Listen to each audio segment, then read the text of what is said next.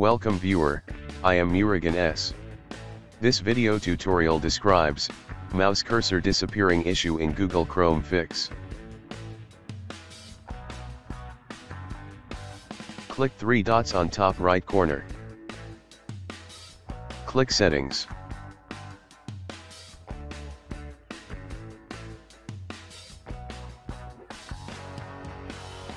Click Advanced Settings.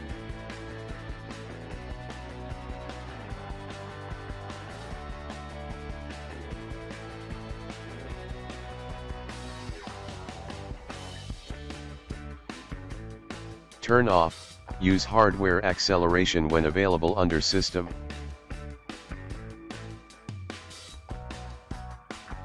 Click Relaunch.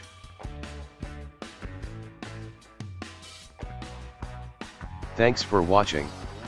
I hope this video tutorial helps to solve the problem. Please like, share and don't forget to subscribe my channel. See you next video.